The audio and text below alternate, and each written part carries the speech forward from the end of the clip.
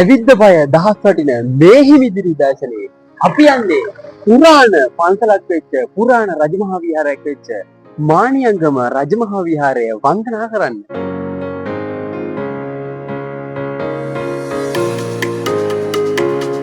අපි දන්නවා රජමහා විහාරයක් කියන්නේ රජ කෙනෙක් වැදුම් පිදුම් කරපු හෝ නැත්නම් රජ කෙනෙක් පූජා කරන ලද තැනකට තමයි රජමහා විහාරයක් කියන්නේ. ඉතින් මේ මානියංගම රජමහා විහාරයට එන්න ඔයා කොළඹ කෙනෙක් වුණත් දුර පළාතක කෙනෙක් වුණත් හරිම ලේසියෙන් හොයාගන්න පුළුවන් පාරක් තමයි තියෙන්නේ. මොකද ඔයාට එන්න තියෙන්නේ අවිස්ථාවේල්ලට. ඉතින් අවිස්ථාවේල්ල බස් නැවතුම් පොලෙන් ඔයාට ගන්න තියෙන්නේ අවිස්ථාවේල්ල පනාවල බස් එක. අවිස්ථාවේල්ල පනාවල බස් එක ගන්න ඔයාට පුළුවන් කොන්දොස්තර අයියට කියන්න මානියංගම රජමහා විහාරයට යන තැනින් බස් ගන්න කියන්න. හරියටම මානියංගම රජමහා විහාරයට යන පාර ගාව බස් යනවා. ඉතින් මම කලින් කතා කරපු තැන එතන. එතන ඉඳලා මීටර් 500ක වගේ පයින් යන දුරක් තමයි රජමහා විහාරයට තියෙන්නේ. ඉතින් ලස්සන ගම්මානයක් මැද්දෙන් ලස්සන ලොකේෂන් ටිකක් පහු කරගෙන අපිට එන්න තියෙන්නේ. අපි ඉස්සරහට යන් ඉස්සරහා තමයි පන්සල තියෙන්නේ.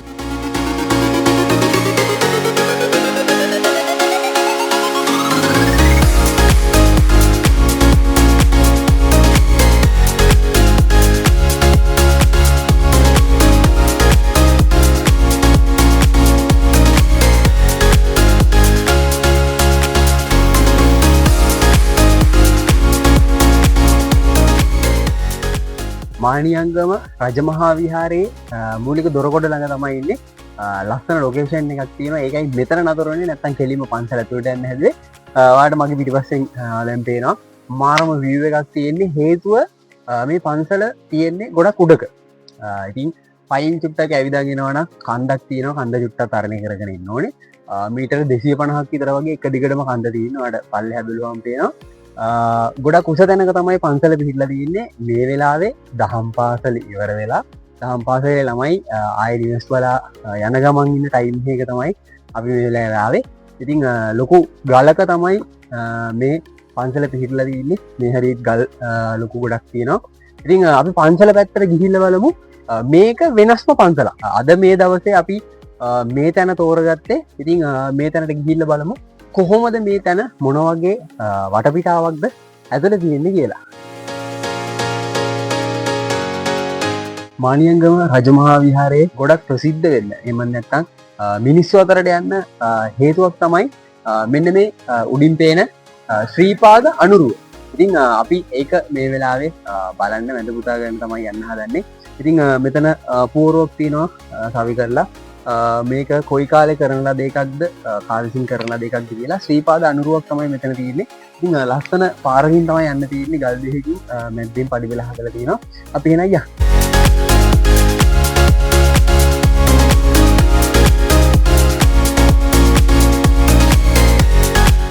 ගල් වලින් තමයි වටේ මොට වෙලා තියෙන්නේ. මේ ගලේම කරපු දෙයක් තමයි මම හිතන්නේ තියෙන්නේ පඩි වෙලා සිමෙන්ති නිර්මාණය කරලා.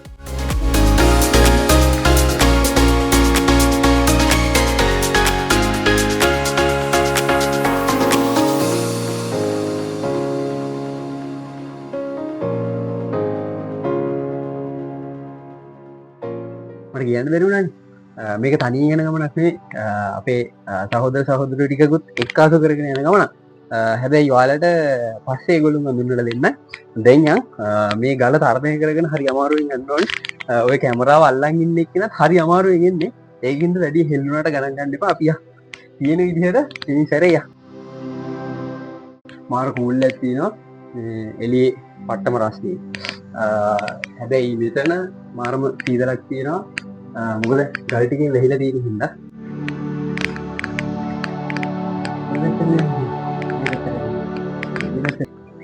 ටඩා බියෝ සින්නේ තියෙන්නේ.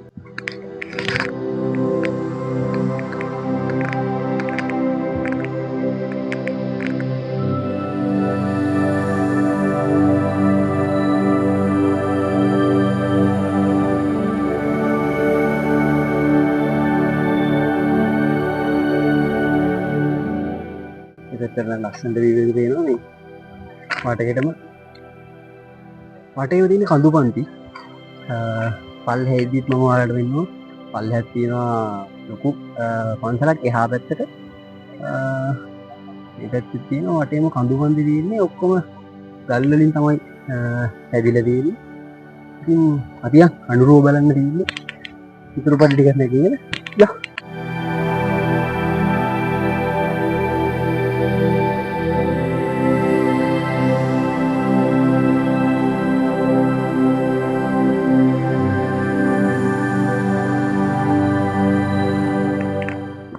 මෙතන අර පන්සල තියෙනවා ලස්සනට එතෙන්ට.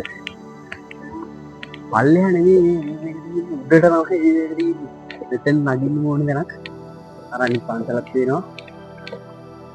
වටේටම තියෙන තැනිගලා ප්‍රදේශ, ඊට පස්සේ පාරවල් ටික, කැලෑව කොහොමත් එක්ක වටේම පේනවා. පල්ලෙහා ලස්සන ලොකේෂන් ටික බලාගෙන අපි මේ වෙලාවේ රජමහා විහාරයේ උඩටම ඇවිල්ලා ඉන්නේ. ඉතින් මාණ්‍යංගම රජමහා විහාරයේ ශ්‍රී පතුලේ අනුරුව මේ වෙලාවේ මෙතන අපිට පේන්න තියෙනවා. බලද්දී ලොකුම අවුලකට මම දැක්ක දෙයක් තමයි මේ ශ්‍රී පතුල අපිට සමහර විට පරණ මුතුන් මිත්තුන්ගෙන් හම්බෙච්ච දෙයක් වෙන්න පුළුවන්. එහෙම නැත්නම් පස්සේ කාලෙක මෙතන ස්ථාපිත කරපු දෙයක් වෙන්න පුළුවන්. කොහොම වුණත් මේක සුරක්ෂා කරගන්න, ආරක්ෂා කරගන්න එක අපේ වගකීමක්. ඉතින් මේක උඩින් තියලා තියෙන වීදුරුව විදිලා තියෙනවා. මෙතට ආවගිය කෙනෙක් ගැතින් වැරදිලා වෙන්න පුළුවන්, නැත්නම් දැනුවත්ව වෙන්න පුළුවන්. කොහොම හෝ මේ වීදුරුව බිඳිලා දිනවා. ඉතින් මම හැමදාම කතා කරන දෙයක් තමයි මේ පාරම්පරික දේවල්, පෞරාණික දේවල් අපේ මතු පරපුර වෙනුවෙන් අපි මේව ආරක්ෂා කරගන්න ඕනේ. ඉතින් එන යන හැමෝම මතක තියාගන්න, තමන් එන තැන, තමන් දකින්න තැන ආරක්ෂා කරන්න, ඒ වගේම සුරක්ෂා කරගන්න මතු පරපුර වෙනුවෙන්. ඉතින් ඒ වගේම මෙතනින් එහා පැත්තේ මාණ්‍යංගම ගම පිහිටලා තියෙනවා. ඔයාලට බලන්න පුළුවන්. මේ ගමට යන්න තියෙන්නේ මේ පාර දිගේමයි පන්සල පහු කරගෙන කැලෑව අපිට හම්බ වෙනවා. කැලෑව මැද්දෙන් ගමට යන පාර තියෙනවා. පන්සල මැද්දෙන් තමයි මේ පාර තියෙන්නේ. ඉතින් ලස්සන පරිසරයක්, කාම් පරිසරයක්.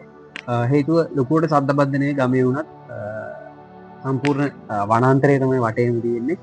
ඉතින් මේ පන්සලත් ගමත් අතර තියෙන ලොකු බැඳීමක්. මොකද හේතුව ගමේම තියෙන ලොකුම පන්සල සහ මෙතන ඓතිහාසික වටිනාකමක් තියෙනවා කියන කතාවත් එක්ක මේ ගමේ ඉන්න මිනිස්සු මේ පන්සලට ලොකු පූජනීයත්වයක් දීලා තියෙනවා. ඉතින් මේ පන්සලේ මේ මාණ්‍යංගම රජමහා විහාරයේ තියෙන ඓතිහාසික වටිනාකම මොකක්ද? ඉතිහාසය මේ දේවල් ටික අපි හොයාගන්න තමයි යන්නේ මේ වෙලාවේ. ඉතින් අපි ආයෙත් පල්ලෙහාට යමු. මොකක්ද මේ රජමහා විහාරය? මම කලින් කිව්වා රජමහා විහාරයක් සාමාන්‍යයෙන් බිහි වෙන්නේ රජ කෙනෙක් එක්ක. ඉතින් මේ පැත්තට අදාළව මේ අවිස්සාවෙල් එහෙම නැත්නම් සීතාවකපුරට අදාළව සීතාවක රජු තමයි අපි අහලා තියෙන්නේ. සීතාවක රජුරුවන් එක්ක බැඳිච්ච මොකක් හරි කතාවක් තියෙනවද? මොකක්ද මේ ඓතිහාසික වටිනාකම? මොකක්ද මේකේ පුරාවෘතය? අපි එහෙනම් මේක හොයාගෙන ආයෙත් පල්ලෙහාට යමු. මාණ්‍යංගම රජමහා විහාරයේ ඓතිහාසික වටිනාකම මේ දේවල් ටික දැනගන්න අපිට පුස්තකාලේ ඉන්න කෙනෙක්ව හම්බුණා. අපි එත් එක්ක කතා කරන්න යන්න හදන්නේ මේ වෙලාවේ විහාර මන්දිරය ඇතුළට. අපි ඇතුළට ගිහිල්ලා එත් එක්ක කතා කරලා මොකක්ද මේ රජමහා විහාරයේ තියෙන විශේෂත්වය සහ මෙතන මොකක්ද තියෙන වටපිටාව, මෙතන කොහොමද හැදුනේ, මේ දේවල් ටික අපි ආයෙත් අහලා දැනගමු.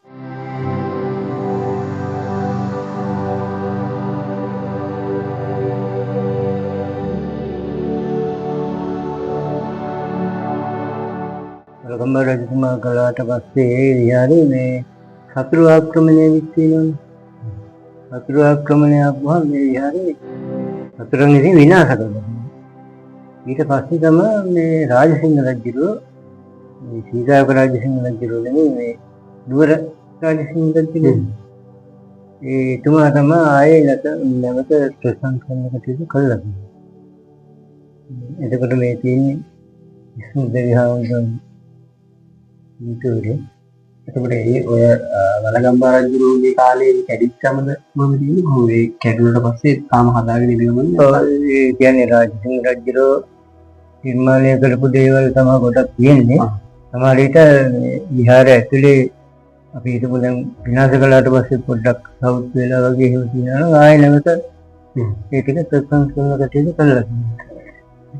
මේ ඔක්කොම නුවරගේ චිත්ත. එතකොට මේ ඔය වලගම්බා රජුගේ කාලේ කැඩිච්චමද මම තියෙන්නේ කොහොමද? ඒ කැඩුණට පස්සේ තාම හදාගෙන ඉන්නවද? සමහර විට විහාරය ඇතුලේ අපි හිතමු දැන් විනාශ කළාට පස්සේ පොඩ්ඩක් සවුත් වෙලා වගේ එහෙම තියෙනවා. ආයෙ නැවත ඒ ටික ප්‍රසංස්කරණ කටයුතු කළා. මේ ඔක්කොම නුවරගේ එතකොට මේ විහාරයේ විශේෂ දෙයක් තියෙන්නේ කරල් පෙරහැරක් කරනවා. කරල් පෙරහැර මේ පාර කලේ 261 වෙනි පෙරහැර. ඔයගොල්ලෝ හොඳ ළමයි තෝරලා අවුරුදු 12ක 15ක විතර වයස ළමයා පෙරහැරේ එක්කන් ගිහිල්ලා මේ පන්සලේ ගුම්බරක හරි මේ කරල් හදලා පෙරහැරේම මේ ආපහු පන්සලට අරන් එනවා. අරන් ඇවිල්ලා මේ ඒ කරල් අරගෙන නියපොත්තෙන් තමයි කරල් සුද්ධ කරන්නේ.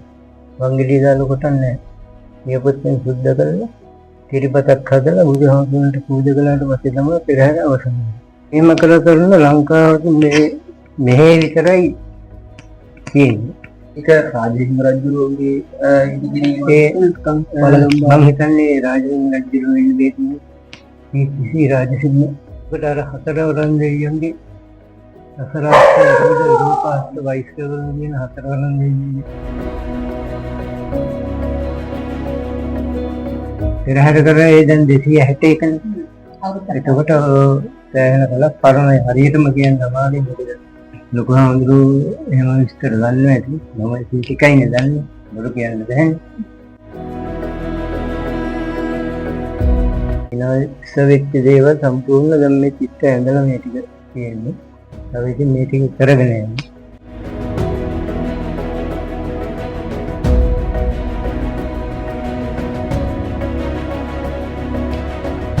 ඒ ගුරුලනේ ඒකේ විශේෂ තියෙනවා වේරුණ්ඩ පක්ෂියා කියන්නේ. වේරුණ්ඩ පක්ෂියා කියන්නේ රජුරෝ මේ හදපු සතේ. කතාවට කියනවා මේ මොහොතේ ඉඳලා ලොකු මාළුවෙක් ගෙනල්ලා දැන් මෙහෙ එනකොට අර ලොකු ගලක් තිබුණා දැක්කද? ඒ ගල උඩට සතා ඇවිදිලා මේ සතාගේ යම් කොටසක් සතා කාලා ඉතුරු ටික බිමට දානවා.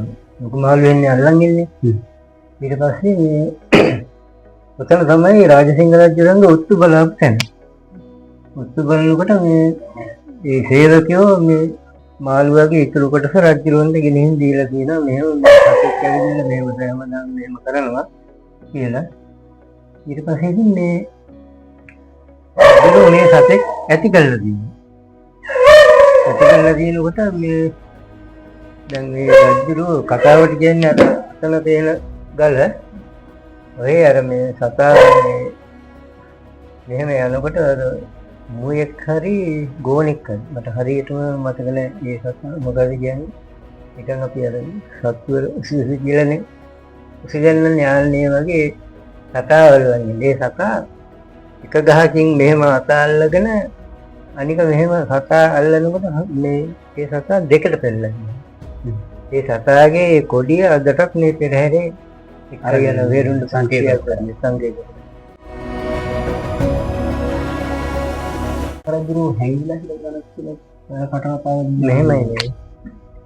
රාජසිංහ රජුරු නෙවෙයි වලගම්බ රජුරු හැම තැනම යුද්ධ කරලා තියෙන මේ වගේ ගල්ලෙන් නැතිල විහාර හදලා එතනින් මෙහෙත් මේ එහෙම මේ උමකක් තියෙනවා. ඒ උමක දැන් වහලා තියෙන ආරක්ෂකයෙකුන් මත මේ ඒකද උමක හදනවයි කියන්නේ මෙහෙම හිටගෙන යන්නත් පුළුවන් මෙහෙම නැමිලා යන්නත් පුළුවන්. තව මේ මෙහෙම බඩගාගෙන වගේ ඒ බඩගාගෙන යන ඒකේ තමයි ඔය එහෙම බඩගාගෙන එනකොට හතුරා එනවනම් අර බෙල්ල කපනවා කියන එහෙම කියලා තමයි කියන්නේ. ඉතින් එහෙම තමයි රජකාරී එක එක උපක්‍රම තිබිලා තියෙන්නේ. ඒ මොකද දොරටුවක් අපිට බලන්න කියනවා නෑ වහලා දෙලියෙන් බලන්නත් නෑ. සම්පූර්ණ වහලා දෙනවා. කන්නාරන් කියනවා ඒ කාලේ කොට පතරම් තමයි. වතුර මෙහෙම ඇතුළට ගලාගෙන යන්නේ. එන්නේ ඇතුළ මේ දෙක ඇතුළ ඩැමේජ් වෙන හින්දා තමයි ඇතුළට යන්නේ නැති වෙන කටාරම කොටලා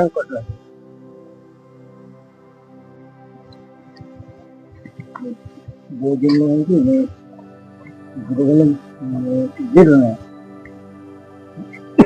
මොකද අර මිනිස්සු ඇවිල්ලා කතාය දිරි යන මනම් ඔක්කොම මුල දිරන. ගෝජින්නේ කියන්නේ ගෞතම මොහන් ගෝජි සාකාව තමයි මේ වඩම්මල මේ පොඩි කැලේ මෙච්චර මගේ අතින්මයි මේ අල්ලා දෙපිට ඉඳලා එතන මේ පැත්තේ තියෙන ප්‍රායෝගික විදිහේ දෙකක් කර්මාන්ත විදිහේ විසුද්ධ ජලායතනයේ අදලගෙන වෙනකම් බලන්න පහුකාලීනව හදපු එකක්. ඔව්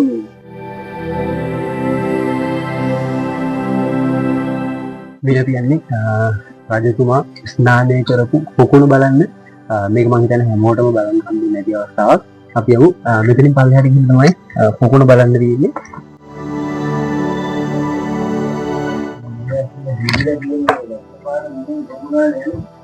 හැමතැනින්ම පාරට ගහන වතුර පාරක් තියෙනවා.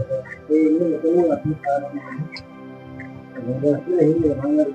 අපි උමගත් මේ මෙහෙම තමයි මේ පැත්තට. ඔව්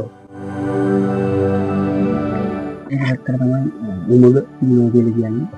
රහස් උමගත් දිනදිගේ බඩගාගෙන යන්න තමයි උමග දිනදිගේ ආරක්ෂක හේතුන් මත පහුකාලීන උමග වහලා දාලා තියෙනවා.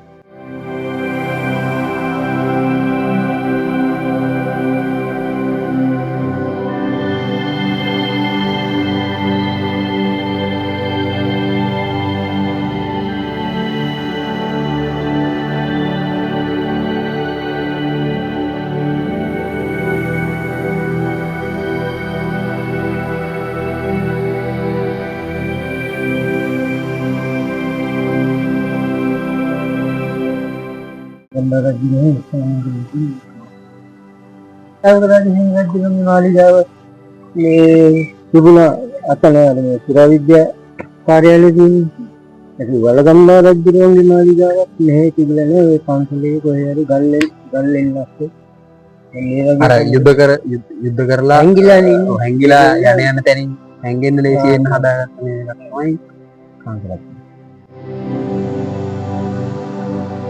ඉතින් අපි රජතුමා ස්නානය කරපු ඒ පොකුණ බලාගෙන ඉන්න ගමන් මෙතන නෙමෙයි අපි ඇත්තටම පොඩ්ඩක් කැලේ ඇතුළට වෙන්න ලෙනක් තියෙනවා කට්ටාණ්ඩි ලෙන කියලා.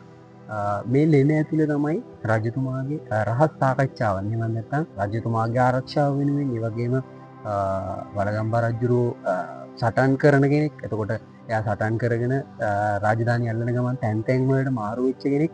එතකොට එයාගේ සටන් විරාමයක් ගන්න ඒ වගේම ඊළඟ සරණ දියත් කරන්න අවශ්‍ය කරන තොරතුරු සාකච්ඡා කරපු තැනක් තමයි මෙන්න මේ මම කිව්ව ලෙන.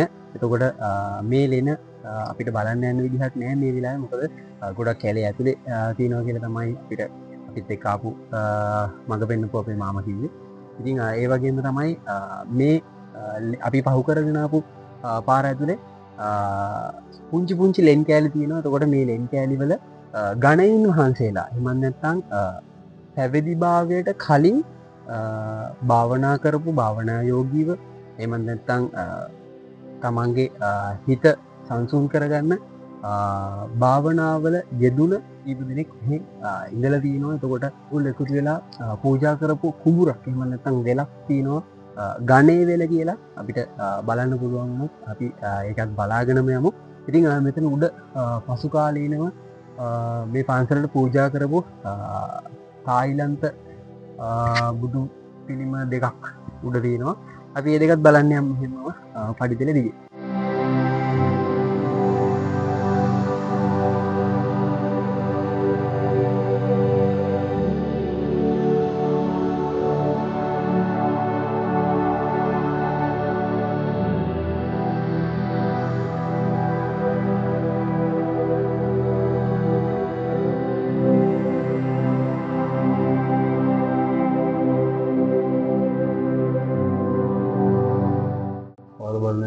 කන්දේ ගහනවා කියන්නේ කන්දේ ගහනවා වෙන හේතුවක් විතරනේ කණේගුලක් තියෙනවා. කණේගුල පහු කරන් ගෙන්න නම් කන්දේ ගහගෙන ඉන්න වෙනවා. ඒකම කන්දේ ගහනවා. සියම් නිකායේ වසර 260 පිරෙන සංවත්සර නිමිත්තෙන් අවිස්සාවේල්ල කර්මාන්තපුරේ බිෂොප් ආයතනයෙන් තමයි මේ බුදු පිළිම වහන්සේව මේ රජමහා විහාරයට පූජා කරලා තියෙන්නේ. මේක රන්නාලේවිත හිඳි බුදු පිළිමයක්. එතකොට එහා පැත්තේ අපිට බලාගන්න තියෙනවා තවත් බුද්ධ රූපයක්. ඒකත් රන්නාලේපිත බුදු රූපයක්මයි. ඒකත් සියම් නිකායේ 263 වෙනි සංවත්සරයේ නීති කොටගෙන තමයි තායිලන්තයේ අනුබද්ධ බිෂොප් ආයතනය විසින් මේක දීලා තියෙන්නේ, මෙතෙන්ට පරිත්‍යාග කරලා තියෙන්නේ. එතකොට මේකත් රන්නාලිපිට සැතපෙන බුද්ධ ප්‍රතිමාවක් විදිහට තමයි මේක පූජා කරලා තියෙන්නේ මේ රජමහා විහාරය.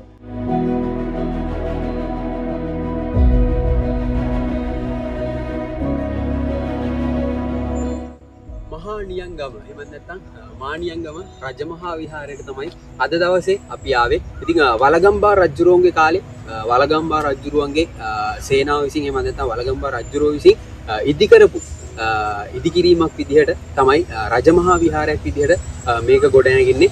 පසු කාලීනව නුවර රාජසිංහ රජුරුව මේක ප්‍රතිසංස්කරණය කරනවා රාජසිංහ රජුරුවන්ගේ මුද්‍රව්‍ය ඒ වගේම ඒ දේවල් යොදලා. ඉතින් වලගම්බා රජුරුව තමන්ගේ සේනාව රැස් කරගන්න තමන්ගේ ආරක්ෂාව වෙනුවෙන් තනාගත්ත උමං මාර්ග ඒ වගේම ගොඩක් දේවල් මම මෙතනදී ඔයාලට පෙන්නුවා. ඉතින් මම නොපෙන්නපු තව මොන හරි කාරණා ඔයාලා දන්න කාරණා තියෙනවා නම් කමෙන්ට් සෙක්ෂන් එකේ පහලින් කමෙන්ට් කරන්න. ඔයාලට අවස්ථාව තියෙනවා. ඒ වගේම තව දන්න ගොඩක් දේවල් ඔයාලා දන්නවා නම් මෙතනින් එහා පැත්තේ අපිත් එක්ක බෙදා ගන්න ඔයාලට කමෙන්ට් සෙක්ෂන් එකේ විවෘතයි. ඉතින් ඊළඟ තැනකින් අපි ආයෙත් හම්බ වෙනකල් ජය වේවා.